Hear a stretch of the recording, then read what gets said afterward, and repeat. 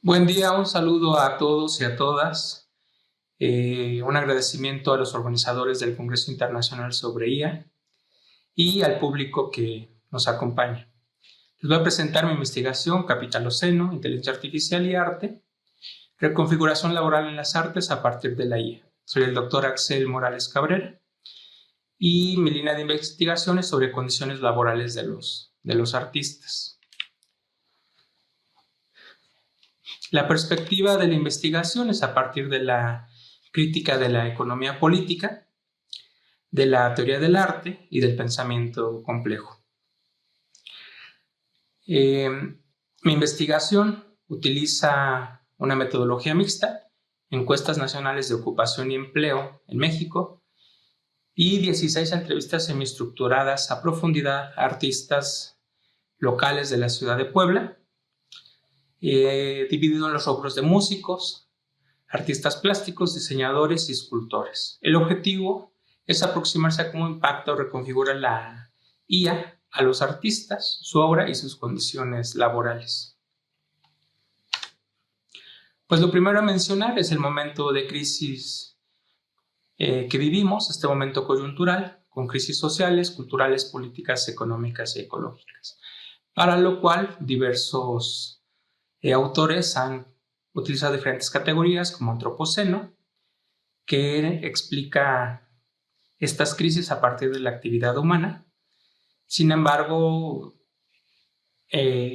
con otros autores hacen una crítica de que se invisibilizan desigualdades históricas con ese término y que además se homogeniza la culpa. Entonces, ellos con el Capitaloceno señalan específicamente el culpable, que es este sistema capitalista, pero hay otros autores que van un poco más allá y proponen el Tecnoceno, como Stigler y Flavia Costa, que mencionan que hacen un énfasis en el papel de la tecnología y la tecnociencia, y que además esta tecnología no es neutral, sino que organiza relaciones de poder, consumo y percepción.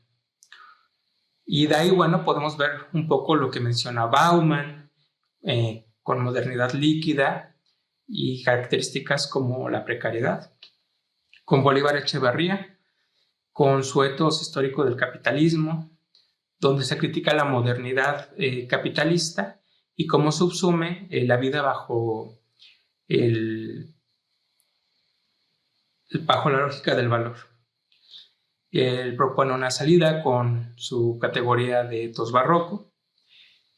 Por otro lado está Lipovetsky, quien hace un análisis de la hipermodernidad, con características como individualismo exacerbado y cultura del presente inmediato.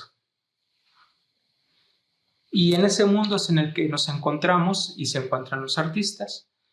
En general, se habla de una precariedad laboral global, que dependiendo de la economía de cada país tendrá un mayor o menor impacto en los artistas, pero que ya son condiciones globales dictadas por una economía y política internacional que impacta las políticas públicas de los diferentes países y esta a su vez a los artistas, lo cual se refleja en que no tienen derechos laborales, no tienen ingresos dignos de un solo trabajo, tienen que buscar varios, 2, 3 trabajos, es lo que algunos teóricos llaman multiactividad, multiempleo, pluriactividad. No tienen seguridad social, no tienen ahorro para el futuro o para jubilación. Por eso se habla desde la crítica de la economía política de la subsunción a la industria cultural y artística, y desde la sociología del trabajo se categoriza a los artistas como trabajadores no clásicos, más allá del estándar de trabajos estándar o no estándar, o productivos o improductivos. El arte siempre ha estado ligado a los avances tecnológicos y al reflejo de la sociedad. Lo podemos ver con Asimov y con su obra Yo Robot, también con la película Metrópolis.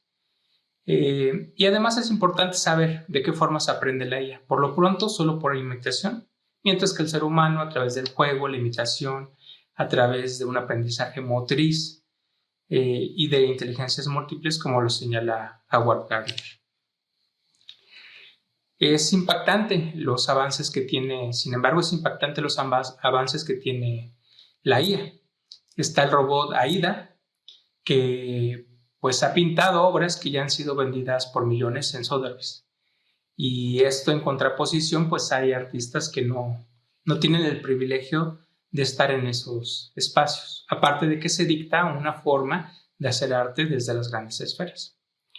También está, por ejemplo, la primera canción con IA de 2016 a través de Flow Machines de Sony. Sin embargo, bueno, brevemente, la IA surge en los 50s y en los 60s ya hay desarrollos con música a través de la ENIAC.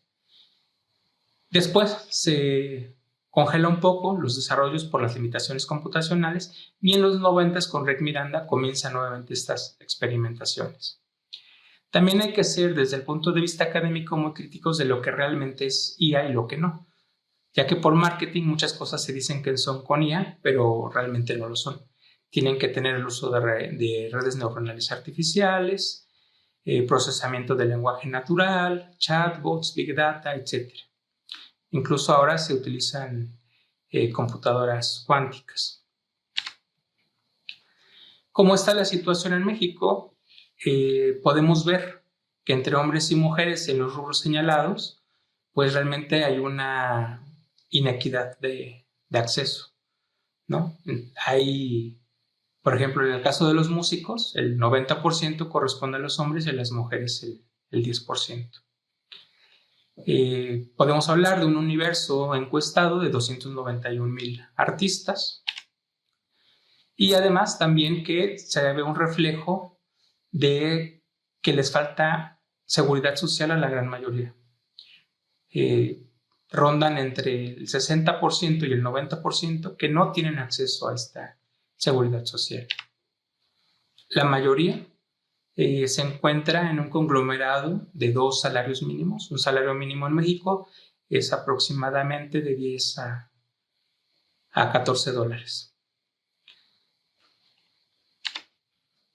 Y aunque aún no hay datos en el sector cultural, ya hay estimaciones en general sobre el trabajo en el sentido de desplazamiento, ¿no? Los estados que pueden tener mayor índice de desplazamiento debido a la IA generativa. Las entrevistas que realizamos a los artistas fueron muy interesantes, muy importantes, y en la ciudad de Puebla, y de manera muy sintética podemos decir que hay de los 16 artistas 3 que están en contra, pero de ellos ninguno lo utiliza. 5 que están a favor, pero de ellos 4 lo utilizan. 4 que están con un discurso crítico, pero de ellos 3 la utilizan. 4 que no les interesa mucho, tienen una opinión neutra y que además pues no la utilizan. Hay diferentes testimonios, por ejemplo, quienes dicen que no, que aún le falta mucho, o al revés, que se puede pensar que es la catástrofe, pero que no, que solamente hay que asimilarlo. Algunos que la utilizan como un detonador de ideas para progresiones, para modos, para generar letra. Otros que nos dicen que no, que suplantó el trabajo de alguien más. Que por ejemplo la 10ª de Beethoven, si la terminó una IA, también la pudo haber terminado un compositor. Y le preocupa que sus alumnos pues ya no reflexionan o investiguen. Un artista visual que dice de manera crítica los pros y los contras, pero que dice yo no lo ocupo, tengo mi proceso creativo, no me interesa incorporarlo. Otro artista plástico que pues nos dice, ¿no? Que es parte del momento histórico y que bueno, que va a tener sus lados positivos y negativos. Un artista visual, fotógrafa, que nos dice que cuando llega esta herramienta algo se enciende en ella, que por fin plasma visualmente lo que antes solo podía imaginar o escribir y que sus prompts son como partituras, ¿no? Que la inteligencia artificial es una extensión del pensamiento creativo. Un compositor que nos dice que es una herramienta inevitable que llegara por el desarrollo tecnológico, pero que depende de nosotros cómo usamos esa herramienta. También nos dice que la IA actualmente en el sentido de la música puede replicar en un primer nivel progresiones, tonalidades, pero en otros niveles más profundos aún no es capaz, sobre todo en el nivel idiomático y en el estilo del artista individual. Ahí es donde se define el arte musical por su alto grado de particularidad. Finalmente, concluimos que es una herramienta y que, bueno, depende cómo se utilice, puede llevar a la precariedad estética, homogeneización de obras, a detonar nuevas ideas y generar obras artísticas singulares, y por ello, desde el pensamiento complejo, señalamos esta contradicción. Hay quien la critica, pero la utiliza. También un desplazamiento del valor artístico. La IA no solo cambia cómo se produce el arte, sino qué se valora como arte. Y en ese sentido hay una reconfiguración de la temporalidad creativa. La IA cambia los ritmos a los que se realiza el trabajo artístico. Por eso el impacto de la reconfiguración es una sincronía sistémica de transformaciones estructurales del campo artístico y las transformaciones subjetivas de los artistas. En ese sentido, concluimos es una reconfiguración rizomática por gradientes que fluyen por medio de un proceso complejo, asimétrico y contradictorio. Los cambios globales parecen abruptos y los micro son más contradictorios y negociados. A nivel global hay cambios acelerados, a nivel micro, local, los cambios son graduales. La reconfiguración va paulatinamente, no es un cambio que le ocurra a todos. La IA impacta violentamente primero a las capas superiores, el mercado, la tecnología, y más lentamente a los niveles inferiores, subjetivos y creativos. Como les decíamos, antes a lo mejor se valoraba más la producción manual y ahora se valora a lo mejor más el diseño del proceso. La transformación del arte frente a la IA ocurre a través de una configuración rizomática. No ocurre desde un solo origen, sino desde diferentes nodos. La reconfiguración del trabajo artístico frente a la inteligencia artificial no sigue una trayectoria lineal ni jerárquica. Más bien se desarrolla a través de dinámicas múltiples, descentralizadas, que pueden describirse como una reconfiguración rizomática.